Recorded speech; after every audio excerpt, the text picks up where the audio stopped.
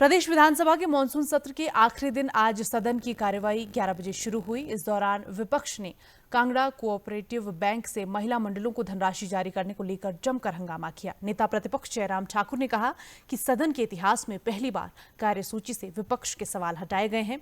वहीं विधानसभा अध्यक्ष ने विपक्ष को सप्लीमेंट्री सवाल की अनुमति नहीं दी, जिसके बाद विपक्षी विधायक नारेबाजी करते हुए सदन से बाहर निकले और वॉकआउट किया।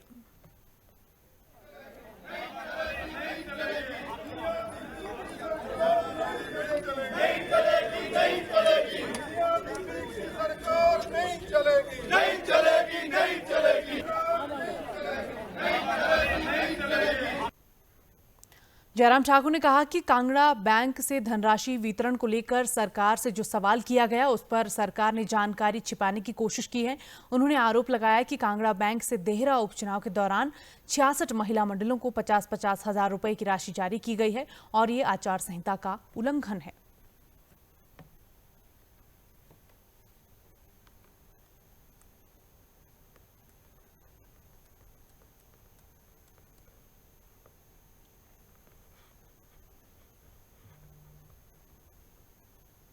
ये पहली बार वो शायद हिमाचल प्रदेश की विधानसभा के अंदर जब किसी प्रश्न का उत्तर देने के लिए आरटीआई लेकर के उसी सदस्य ने जिसने प्रश्न किया है उसने सदन के अंदर रखा कि आपके पास अगर सूचना नहीं है मैं ही आपको सूचना प्रदान कर रहा हूं।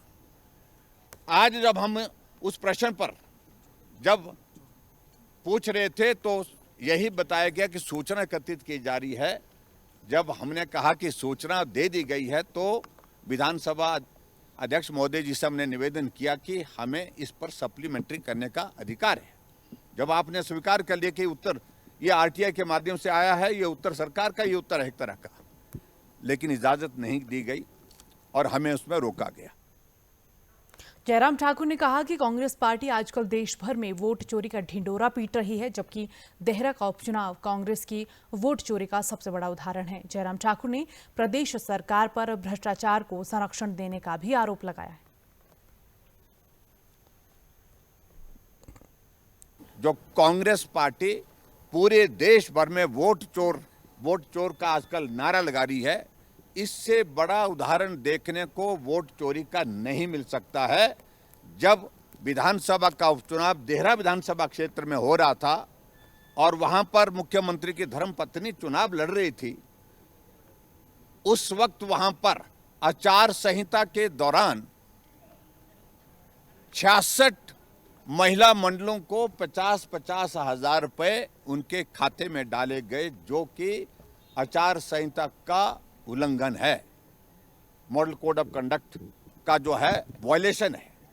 और वायलेशन के साथ साथ में ये सीधा भ्रष्टाचार से जुड़ा हुआ विषय है।